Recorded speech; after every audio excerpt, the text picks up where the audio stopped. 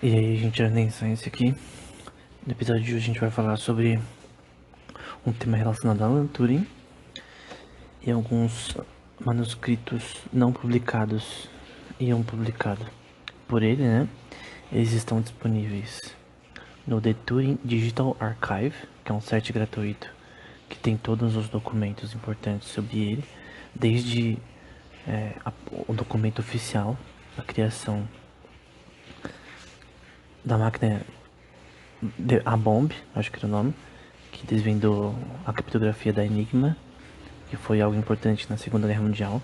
Pra quem não sabe, Alan Turing foi extremamente relevante, né? Ele fez uma máquina que conseguiria decriptar as mensagens criptografadas feitas por uma máquina chamada Enigma dos alemães na Segunda Guerra Mundial. E isso foi extremamente importante na guerra e salvou a vida de milhões de pessoas, além de ser uma das pessoas mais importantes para a criação do computador moderno, né? O computador em si, tanto na parte teórica, como pai da teoria da computação em si, junto com outras pessoas como von Neumann, Church, Alonso Church, né? Entre outras pessoas, ao ponto de próprio Gödel elogiar os resultados deles com relação a números que não são computáveis, né? De Einstein Problem, né? Que era basicamente, dado o tamanho de um programa, você pode conseguir prever se ele vai, com um algoritmo, né? Se ele vai crashar ou não. E Turing provou que isso não era possível. E no caso, além disso, ele tem vários outros temas que foi importante, mas esses são os mais, né? E talvez o filme dele, que é o Jogo da Imitação, que é aquele cara que interpreta também o Doutor Estranho e a voz do Sauron no Senhor dos Anéis, é um bom filme, mas foca talvez, não foca nos elementos principais da sua vida, que é os seus feitos na ciência da computação, né? Nesses manuscritos também tem um relacionado à criação de uma máquina que poderia calcular os números recíprocos do teorema de Riemann, da conjectura de Riemann, da função zeta de Riemann, por exemplo, que é um problema que demanda, assim, é importante do ponto de vista computacional também. E hoje em dia cada vez mais estão achando mais números recíprocos relacionados a essa equação. E ele escreve sobre isso, ele escreve sobre vários temas, sobre integrais elípticas, sobre teoria dos grupos. Nos não publicados, ele fala sobre a teoria de morfogênese, type theory. Ele tem um âmbito de pesquisa bem assim vasto com relação à época que ele pesquisava, né? Então, ele é o pai também da inteligência artificial. Ele tem o artigo de 1950 dele é muito conhecido sobre isso. E da morfogênese química com relação à forma que o aspecto das manchas, por exemplo, de um tigre ou animais, como que ela emerge computacionalmente. Então ele também é um dos pais, talvez, embora talvez as pessoas não digam tanto isso, da química computacional, né? Do uso de computadores na química. Então o cara é extremamente importante para várias áreas. O que eu quero discutir aqui são alguns manuscritos que não são muito discutidos sobre ele, pelo menos eu nunca vi muito as pessoas falando sobre isso. Que se você for procurar, tá na parte dos artigos publicados do Browser Archive. Você vai no The Turing Digital Archive, Browser Archive, e aí você vai achar os não publicados e os publicados, né, que são os published e unpublished.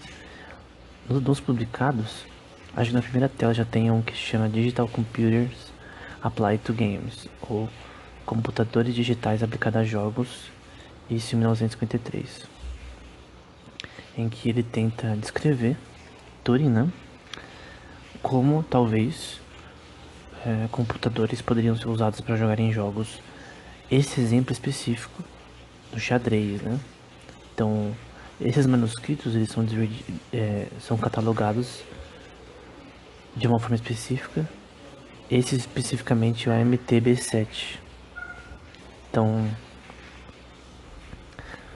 tem 10 páginas. Se você for ver a página e acompanhando conforme o podcast rolando, você vai ver que tem alguns rabiscos neles e que foi fotilografado no caso, né? É uma coisa velha, 1953. Nem tinha computadores desktop na época.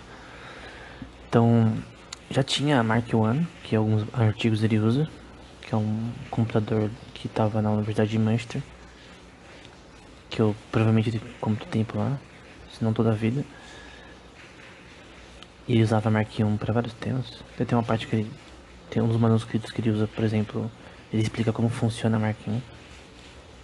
Mas o foco dele nesse manuscrito de 10 páginas é tentar descrever a possibilidade e das formas pseudo-algoritmos com relação a um computador jogar xadrez. Então, primeiro eu vou começar resumindo o começo dele.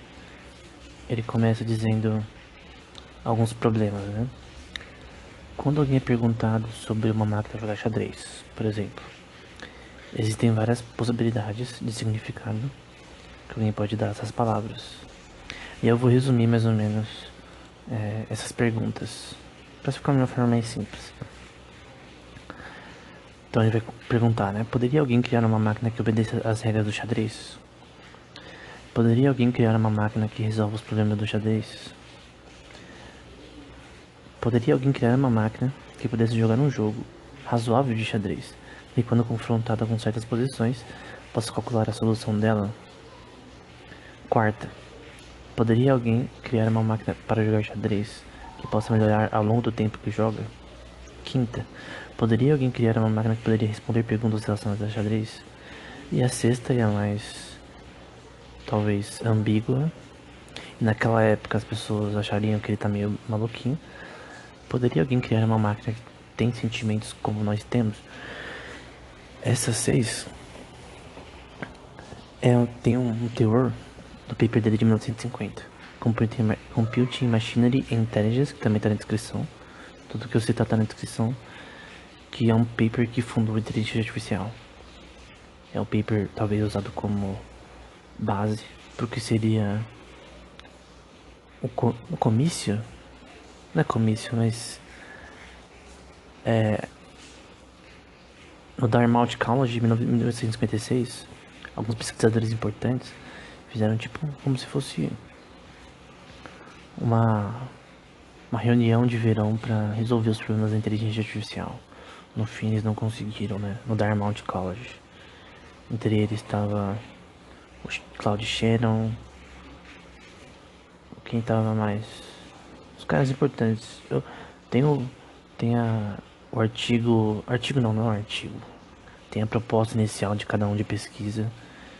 Eu lembro de escrever um livro sobre a história da inteligência artificial que eu tive que ler esse tempo. Tinha alguns caras importantes. Eu lembro do Shannon só. No fim eles não conseguiram, mas grande parte do que eles queriam estava relacionado a, tipo, o fogo inicial, a chama inicial relacionada a isso era a tese de Turing. Que Turing realmente argumentava que talvez seja possível criar uma máquina que pode pensar. Ele fala várias razões, contradições a isso. Então, de forma retórica, ele fala por que talvez isso não poderia ser feito, depois por que isso poderia ser feito. Então, essa tese é muito relacionada a isso, né? Se uma máquina poderia ter sentimentos como nós. Embora eu creia que isso não seja possível. E eu já argumentei isso em outros episódios. Que qualquer sistema de IA futuro, que seja uma IA forte, né? Strong AI, diferente das IAs fracas que temos hoje. Como a gente vê um Tesla que anda sozinho, ou coisas do tipo, Alexa. São IAs fracas, né? Elas não têm capacidade de... Elas não têm inteligência em si. Mesmo sistemas como GPT-3, que fala muito bem. Eu escrevi um livro sobre, que era uma conversa com a GPT-3. Eu conversei com ela e pus tudo num livro. Por muito tempo. E minha conclusão é que é um sistema muito bem feito, mas tem zero inteligência, né? Zero FI, no contexto da teoria da integração da informação, né? Ela não tem capacidade de ser independente do observador, né? De ter realmente liberdade, livre agência. Mas enfim, e as outras perguntas? Que ele deu mais atenção às outras, né? Poderia. A primeira, né? Poderia alguém criar uma máquina que obedecesse as regras do xadrez? O Turing vai dizer que essa é fácil. A 2 também, poderia alguém criar uma máquina que resolva problemas de xadrez? Também vai dizer que isso é fácil. Até porque ele vai até dizer, com relação à linguagem, né? De programação, mesmo da época. É uma linguagem que você pode definir regras. Então você pode mostrar as regras do xadrez no ambiente das peças, posições do xadrez possíveis. E com o algoritmo certo você pode sim fazer uma máquina que resolva problemas de uma forma matemática, com funções de optimização, que são funções que buscam maximizar a recompensa dos resultados adquiridos, né? Então, vamos supor que você está no mid-game do xadrez. Vamos supor 5 minutos de partida. Aí você fala para o computador resolver um problema. Então, dado ao estado atual do xadrez, onde as peças estão, quais seriam os melhores movimentos? Não só o principal movimento, mas a sequência de melhores movimentos para maximizar a vitória na partida. Então, ele vai falar sobre isso. Sobre a 3, poderia alguém criar uma máquina que pudesse jogar um jogo de xadrez razoável? Que quando confrontada com certas posições, possa calcular a solução dela? No ponto geral, tem como um sistema de xadrez ganhar de uma pessoa que sabe jogar o jogo?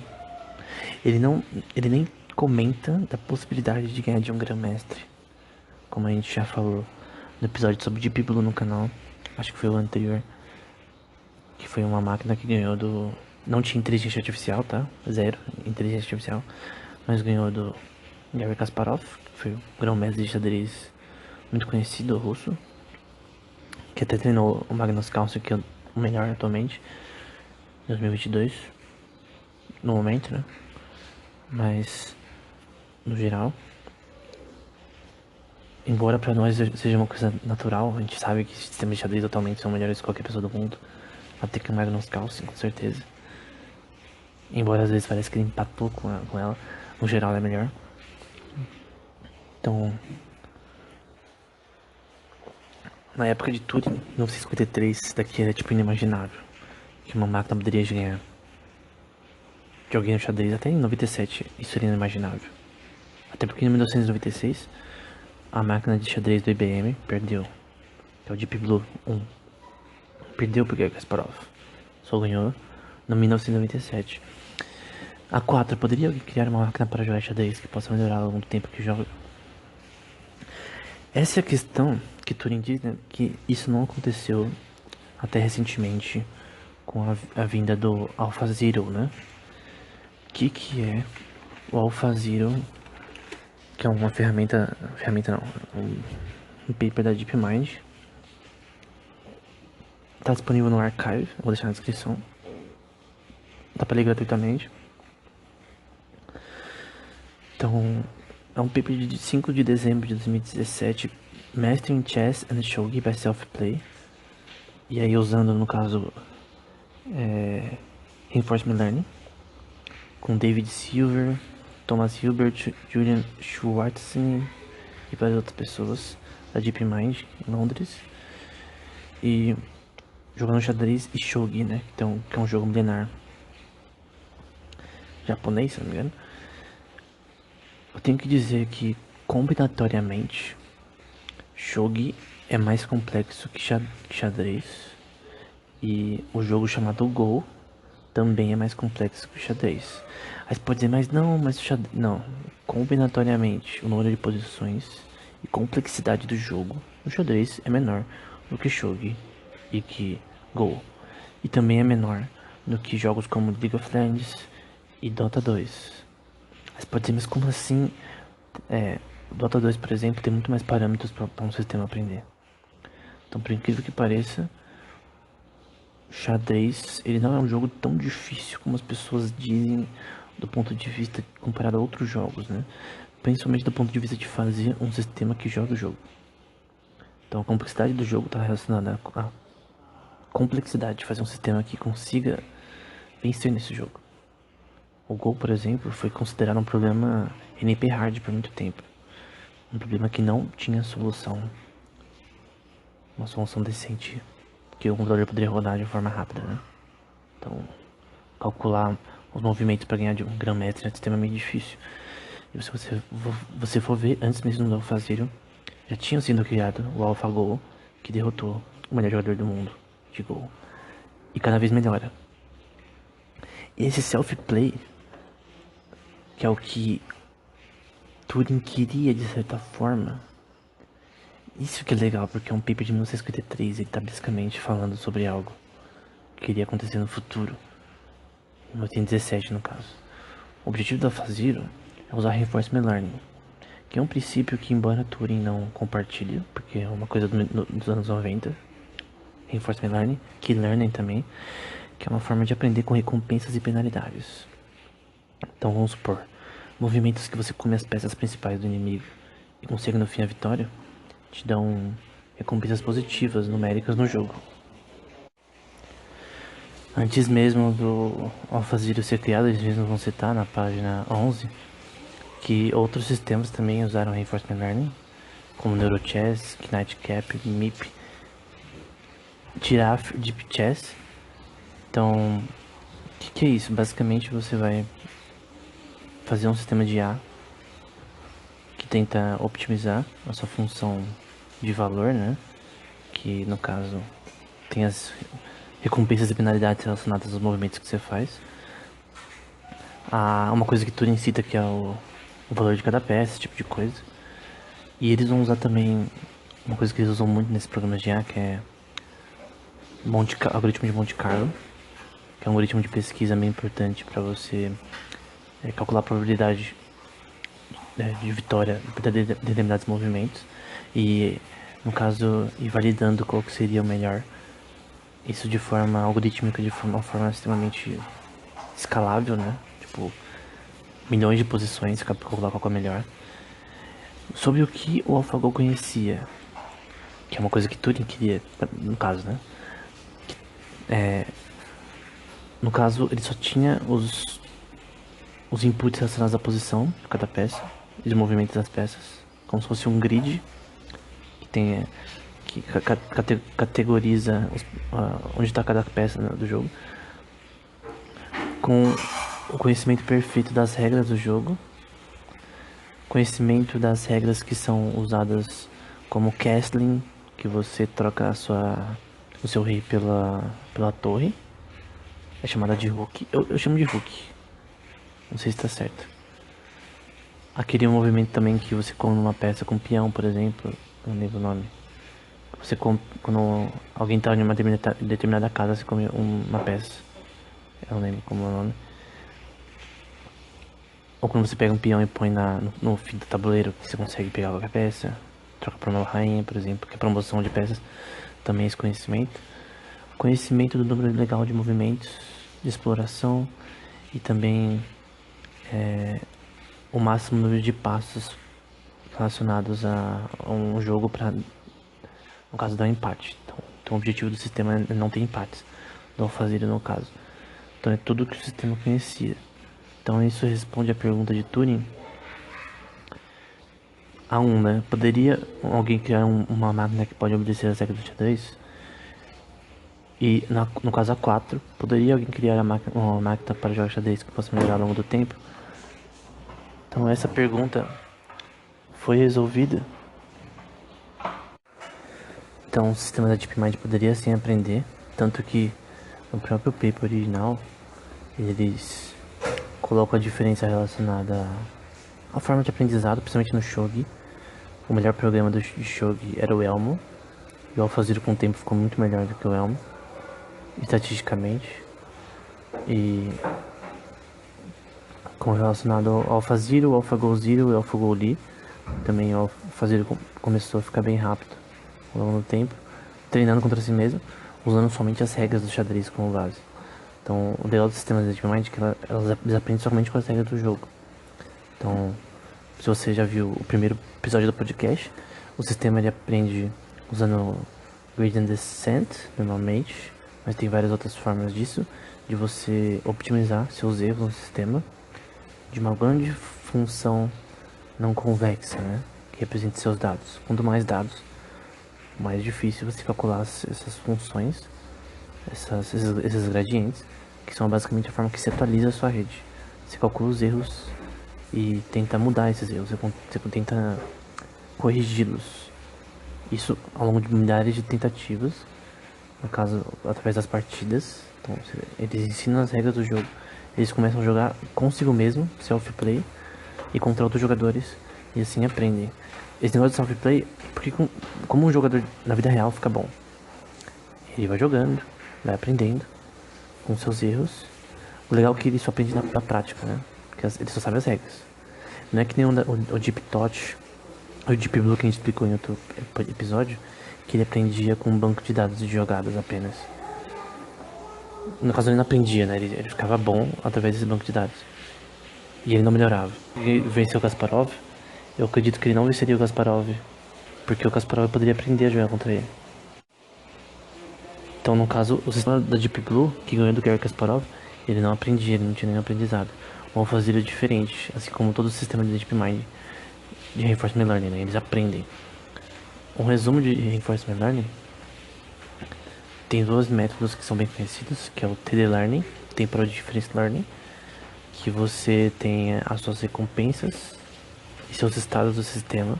Você pega a soma de recompensas que são as boas jogadas que você usa para você vencer a partida no final. E normalmente você tem uma lista do que é uma coisa ruim para você fazer no jogo e o que você e se soma essa recompensa e subtrai das penalidades, né, do que não deve ser feito pelo sistema para, no caso, o objetivo é que ele tenha o maior possível para a vitória. E você usa isso como base do seu aprendizado, né? Outra forma também é o Sarsa, que você também, no caso, tem uma lista de parâmetros positivos e negativos. No caso do Dota 2, por exemplo, do programa no OpenAI 5, ele conseguia... Ele tinha uma lista, por exemplo, se você destruir uma torre, é um ponto positivo, por exemplo, mais 3. Se você morrer, se o personagem morrer, o personagem do seu time morrer, menos 4. Se você ganhar a partida, mais 15. Então isso faz que o sistema maximize os valores positivos. E também no SARS a gente tem também as ações do sistema, os estados dele, o estado do jogo atualmente, a posição das peças inimigas e aliadas, e as ações ao longo do tempo que o seu oponente poderia exemplo toma. Então a gente tem os estados, as ações, as recompensas, que no caso é chamado de SARS porque são estados, ações, recompensas e estados, ações. No caso, você usa isso parâmetros para o sistema aprender. E implementando isso em larga escala, a DeepMind fez um trabalho incrível de fazer um sistema que realmente poderia não só vencer o Stockfish, que era o melhor sistema de xadrez na época, mas realmente é o melhor jogador do mundo atualmente. É o software do AlphaZero, com certeza.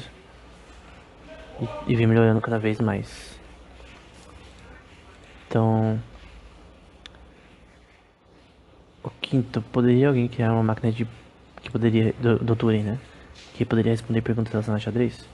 Então, obviamente, hoje em dia a gente sabe que isso existe. Sobre isso, o Turing vai explicar, né?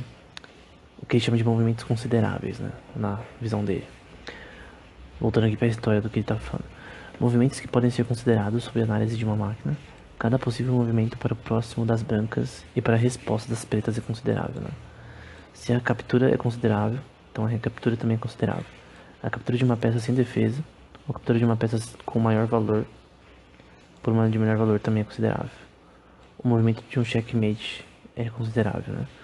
Computável na prática, né, talvez. Movimentos que podem ser, nas regras do xadrez, como validados também. Ele também fala da soma de cada peça, né? Então, por exemplo, um rei vale mais que uma rainha, a rainha é mais que a torre, e você numericamente falar para o computador isso. Que um peão, por exemplo, vale menos do que um rei, por exemplo. Então ele tem que proteger, usar essas peças para proteger o rei, no caso.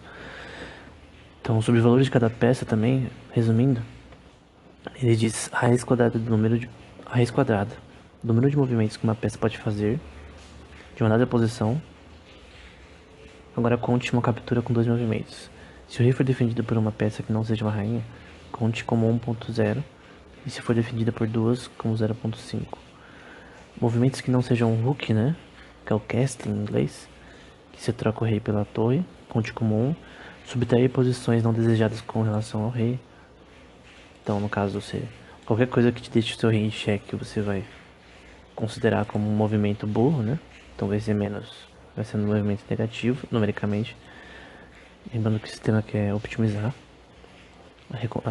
o resultado, ter o resultado mais positivo possível. Mais 1.0 para movimentos que possam efetuar o hook e adicionar mais 1.0 se ele for efetuado. Assim, na maioria das partidas todo mundo usa hook, né? Troca a torre pelo rei para proteger ele. Mais 1.02 para cada rank avançado, 0.3 para cada peça defender o rei. E para as pretas, no caso, conte uma peça, no caso da ameaça de um checkmate. E 0.5 para um cheque cada vez. Então, colocar reis em cheque é uma coisa boa. O problema do sistema do Turing, ele mesmo vai dizer que o problema no endgame. Então, era garfos, né? Ele vai dizer que, embora certamente não é difícil melhorar o programa para esses garfos simples sejam provistos, né? Então, é uma das falhas no sistema deles, né? Que no caso são ataques de 2 peças ao mesmo tempo. O programa dele no computador que ele usava, no caso, provavelmente o Mark I, não tava muito certo. Contra o jogador comum, que não sabia que era um computador, se não me engano. Então, no geral, o sistema de Turing tinha várias falhas dele, eu vou dizer, mas no geral, ele tenta descrever como pode ser feito, né? Embora, no caso, ele é bom no early game, mas no mid game e end game do xadrez, que são bem... Ele vai dizer que o end game, por exemplo, vai ser totalmente diferente. E realmente é diferente. Tem livros de xadrez só pro end game. O fim do jogo de xadrez. Que é muito mais difícil pra você não empatar com uma pessoa, por exemplo, ou perder. Um grão-mestre é bom em end game.